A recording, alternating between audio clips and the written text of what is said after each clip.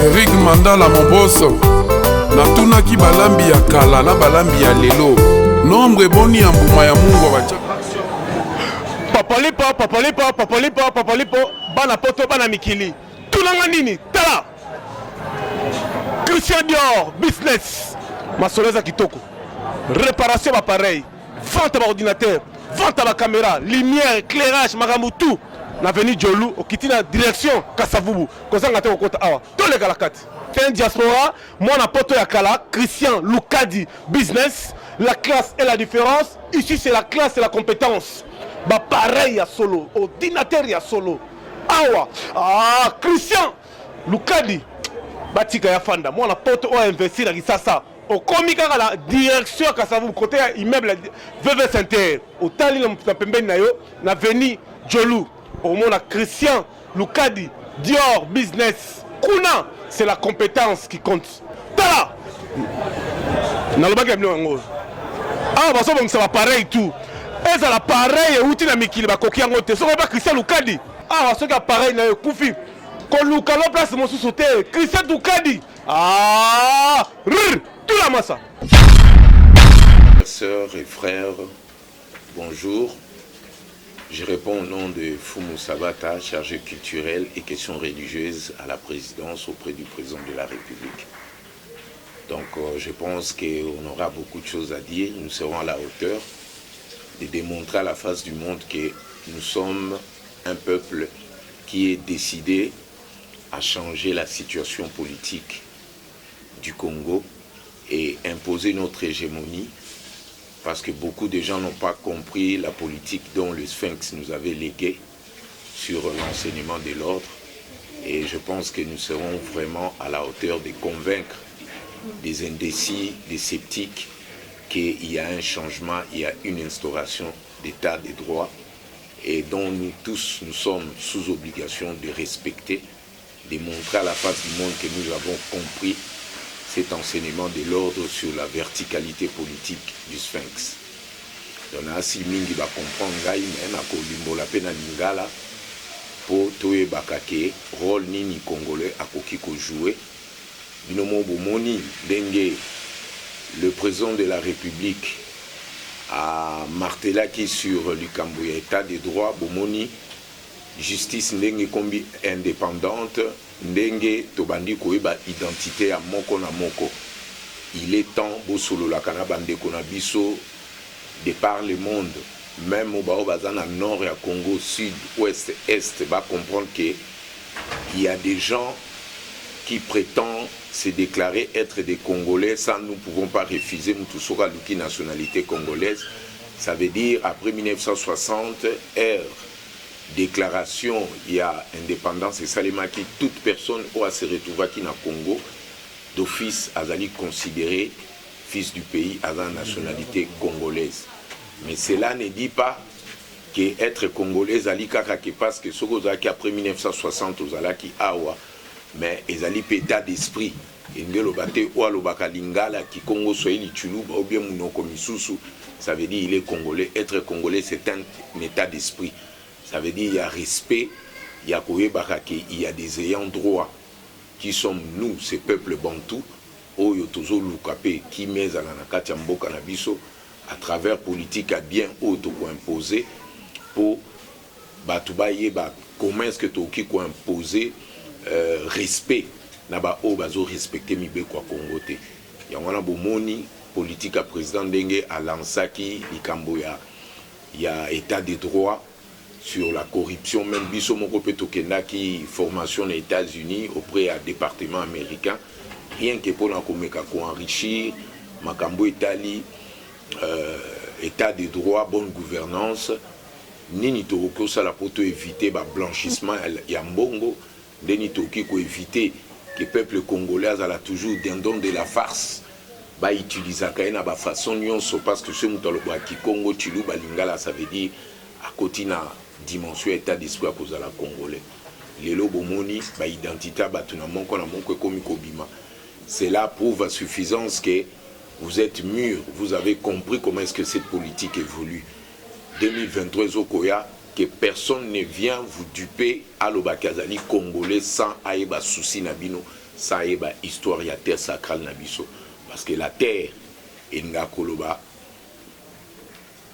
mboka ba tata na biso o batikela biso la patrie engi koloba terre des pères ça veut dire baro ba papa na biso ba bunda ba tangisa makila ponango yangana biso lelo tozali ba descendant ba o na ba kendaki bazozonga pe à travers banu tozoko bota ba esprit banu ezoko ya malgré ba corps na bangweza ba corps ezali o ezalaki avant ba exister mais ils sont là pour na ba silisa combat au tozoko bunda c'est un combat qui est routine et Etienne Tshisekedi alaki se biso ba signaux o eza clair ya koyeba comment protéger cette nation ces peuples saints au biso toza entité à peuple ango.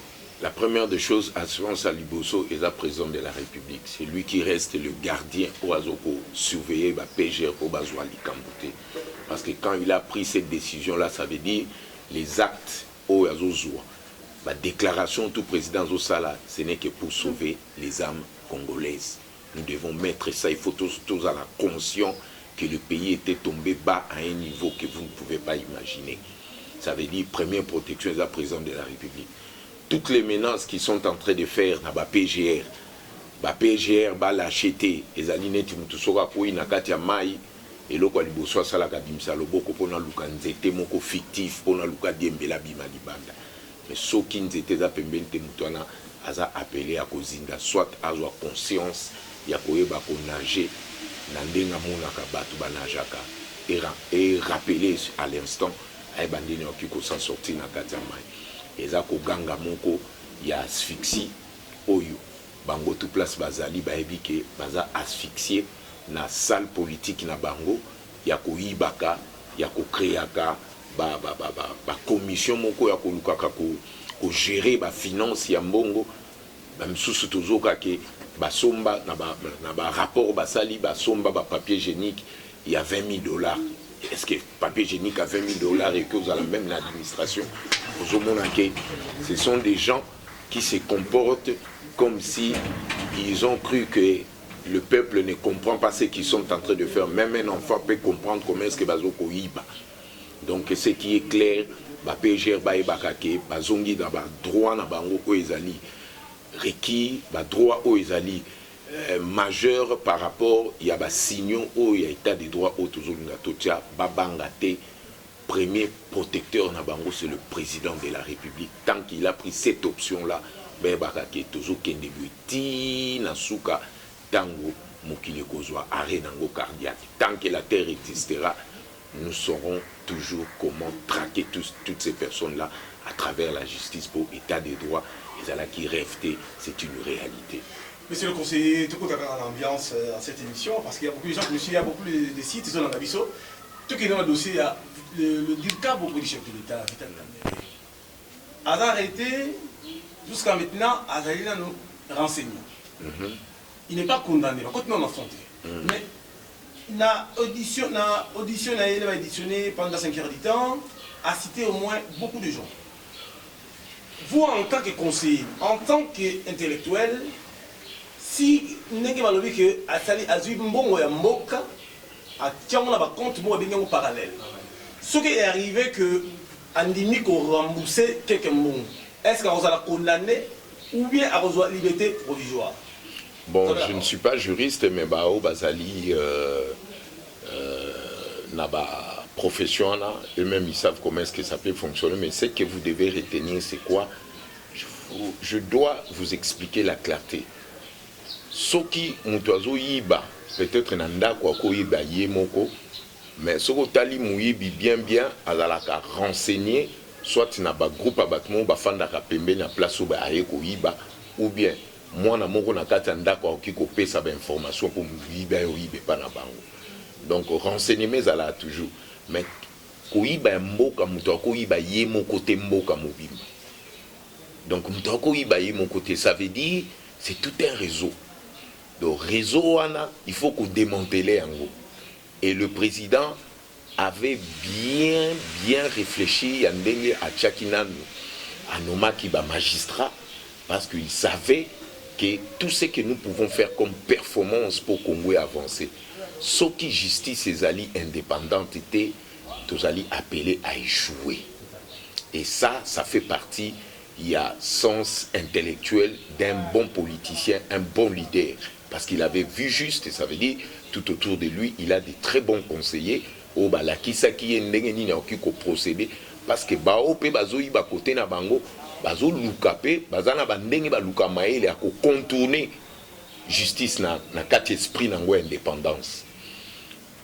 Moi, je vous dirais, ezali slogan te, boye bakake, le Congo a changé. Ba s'attendre que filière, il y a ba auto bazala qui na ba business illicite. Ba kanisa te que toko bandaka kozala na aspect risible auto zala na ngo à l'époque il y a pouvoir qui précédent que ba salelo ko toko momona ba okosa biso na TV nde ba Lambert mende bazako ba tout ces kaka que tout comme siko sérénité une attitude il y a ba responsable to e bakake. Toute réussite de ce pays dépend de nous-mêmes, le peuple congolais, dans la logique de la vigilance pour inspirer le président de la République. L'acte que le président de la République vient de faire, de mettre en place sur la justice indépendante, ils ont l'attaqué. Peuple, 90% population, ils sont d'accord avec le président. Bazoua Pouye qui est tout procédé dans la logique. UNC est des genres politiciens. Bao bazali au courant te ya mabouye zo salima na UNC na ba oyo bazali au courant mais bazo protéger ba bêtise. On comprend, moi je comprends mingi soki bazo ko s'acharner contre l'UDPS, ça ce sont des faux fuyants. Ça veut dire ce n'est pas nous qui avons demandé que basakana na mbongo na niveau ba volatiliser mbongo. Il y a des contribuables congolais pour l'élo, pas comme à Koluka Kosala, net contre-attaque mon Congo contre l'UDPS. L'UDPS, vous savez, vous avez esprit Nabiso, la conviction Nabiso, Tobunda 37 ans d'élite, plus de 37 ans pour l'état des droits. Donc ça ne sert à rien, Balobakeza, acharnement, ou bien nous avons participé dans cette coup-là. Ça demande question de bien réfléchir. Bateau Baza très intelligent, dans intelligence où ils allaient naturelle, parce qu'on s'est posé la question, est-ce que justice ezali na naïveté ya koluka ko interpeller ka batu pour un sentiment. Ça veut dire quand il y a un mauvais départ, finalité za la kama be yangona ndeko leli bande ko na biso ya UNC mingi pe bazana pasipele ka bazana ba poste soi-disant parce que UNC koma ki ali à UDPS ba monaki ke ekomi ezala ki gain de cause bazalo auprès à UDPS mais n'ont pas compris l'esprit. Il y a politique à pourrissement IDPS. IDPS oko collé ango oye kozwa ba engagement na yo ils allaient en dehors il y a philosophie na biso le peuple d'abord olingo lingate politique à pourrissement ko lata yo yango ne lati bango mingi bazo sala d'ici là bomona ba ko terre et puis en plus côté na bino pe bo pesa ba vraie information pour bande quoi INC ba comprendre que il y a eu déficit politique comportemental, il y a des responsables na bango yango na lelo ba comment interpeller bango. C'est pour cela au rejoindre ngana le Kamnombi que un état ba yiba kanuna mutu mon côté il y a des gens ba yiba kana boka bazalaka nde réseau moko mulai yango na bomoni besoin interpeller batu mususu UNC inquiété binoté bo pesa nde ba vraie information en tant que ba journaliste d'investigation qui est réel. Les alliés il faut pas tout tirer ba résolution vite en besoin pour spécifier l'IOA na mitu ya bato. Mais ça peut être vrai parce que tout y est bien comment est-ce que les autres procèdent. Mais jusque là en tant que politique, tant que je n'ai pas des informations où ils allaient requises pour mobile à l'IOA, je ne veux pas trop parler sur la tête des gens. Ce qui est vrai, ce que l'IOA mon tout à fait naturel. Souhaiter qu'il y a auprès de la planète des éveils, il y a un ancêtre Nabiso et cause à la favorable parce qu'il a inspiré Biso, il a fait un grand travail. Il est pouvoir, il a beaucoup participé pour le peuple à se retrouver les lots parce que lui aussi faisait partie de ces peuples-là. Ce qui est plus important, l'oreiller, la Kisake, ancêtre Nabiso, jouer un rôle très magistral. Et ce qui est plus important, avec le temps, ce qui est solo, que l'Iwan est en mitoa batu, au matabo kita, et koye banapo makila, il y a famille Tshisekedi des makila moko, violenter trop, baso continuer ko violenter ango. po ezali ndenge mission nzambe ya bakoko na biso atinda bango parce que sans violence wana lelo mbekombo wana yebana ndenge balelo te. Vous connaissez comment cette violence là ezwaki pe impact na kati ya parti na biso soki ezalaki l'UDPS n'était pas violenté à ce niveau là mais lelo tofanda bino solola te. Ça veut dire bapasi ebele la kabiso yango nde esalaka biso tozala bagrand aux yeux ya nzambe po c'est comme ça un missionnaire de Dieu doit fonctionner pour na intérêt à bato nyonso toya nde po tosalela bato toya po na biso moko te. Non, non, il y a une chose, c'est à vous de prendre acte na ba comportement irrationnel à genre voilà. Ce qui est clair, Azali allié Nabiso, mais il n'a pas compris c'était quoi notre philosophie à coalition. Ça veut dire nous sommes tous en tant que peuple congolais, parce que IDPS est comme un esprit, et elle sous parti politique. Et président de la République, il y a une politique, il y a une identité à un parti politique. Notre seul parti politique, c'est le peuple congolais. Donc lui, Ndengazana, Sogazo Salango avec un mauvais cœur à Kansaki, Azo freiner ma président, à Bosanate, ou une école politique à des bouches à l'oreille, ça veut dire, tout ça m'a cassé la communication. Sur Taliba Parlement debout, au moment où le président Jules Ndenge Bazo communiqué, le monde entier, c'est comme si Bazaki n'a pas RTNC, n'a pas banda.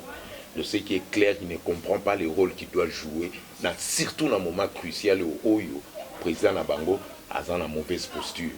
Donc, Botikaye, à Salao Yazoko Sala, président Yebi Makamine Koya, et vous allez comprendre ce qui va se passer. Analyse pour le secrétaire général et IDPS, Augustin Monabouté, la Top Congo. Votre analyse, comment vous avez capté l'intervention Mais il est clair, j'ai toujours eu confiance à mes chefs parce que le président Tshisekedi nous avait toujours donné des conseils d'être tolérant, de comprendre l'autre quand il s'exprime.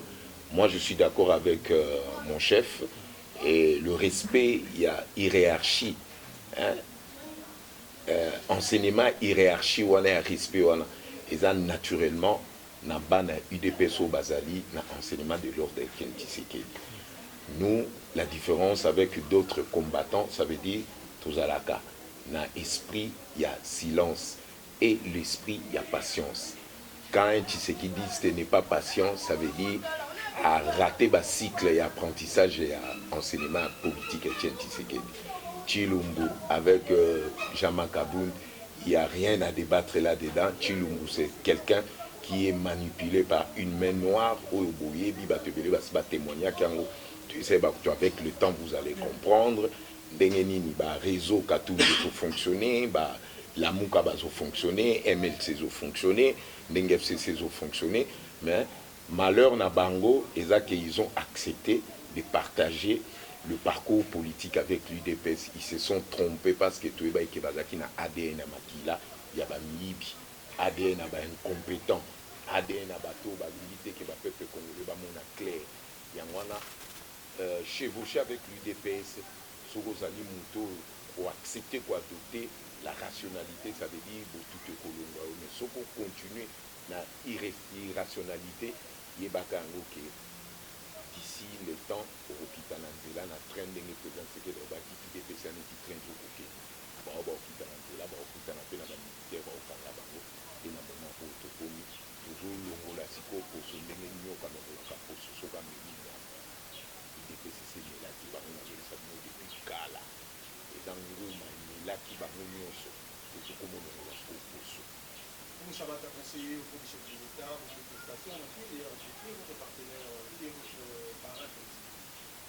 Parrain politique, c'est trop dire, nous tous nous sommes des élèves de Tien Tshisekedi, de la génération Tshisekedi, même le président de la République, ils sont tout même au Bazana FCC beaucoup parce que UDPS les formation politique, il y a battu pays au monde comment diriger beaucoup n'ont pas compris comment s'intégrer dans l'esprit à patriotisme pour la l'âme qui ne trahit pas.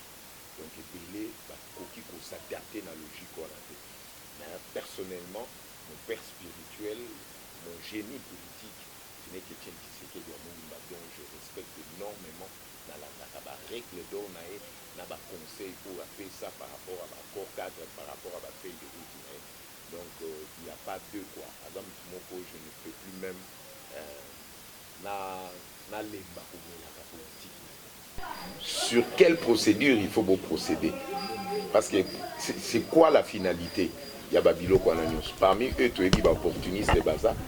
OP Baza n'a souci d'aider le président Bazali. Mais pour mieux débusquer ce genre de personnes, il faut laisser le temps au temps. Parce que tous ceux-là qui vont s'adapter par rapport à notre évolution, du bon vouloir, de la bonne volonté politique du président, et ce sont eux que nous allons converger pour le bonheur éternel de ce peuple que nous avons tant chéri. Est-ce que vous confirmez que dans le Canada, plus au moins 700 personnes? Plus que ça même. Vous confirmez la télévision? Plus que ça même, parce que ils ont leçon pour couper ça pour futures générations. Il y a eu un moment, un groupuscule de politiciens qui sont venus changer le pays à travers justice correcte, indépendante, des gens intègres, des vrais responsables, et dont moi je fais aussi partie de ça. Mais il y a des leçons président ça. La fin des comptes, ils ont pour alléger sentence par rapport à degré à risquer même à perpétuité. Esprit à Monkishi, des géré pour chaque État, se trouve même sur le plan culture historique, sur l'Afrique, le Congo. Même un mois à toujours Congo. Mais ce qui est clair, quand je parle de l'esprit, ça veut dire chaque mboka est un grand esprit ou bien esprit oyo ba contrôle Congo sur le plan spirituel. Toyebi ba grand esprit lokola ba Kimbangu, Lumumba, ba Kimpavita, ba Hutu Bayaki, les lope Mukishi pas rejoindre ba esprit wana donc zona ba Mukishi ça veut dire Nzambe muto Nzamba fanda na katine pour l'intérêt de l'humanité.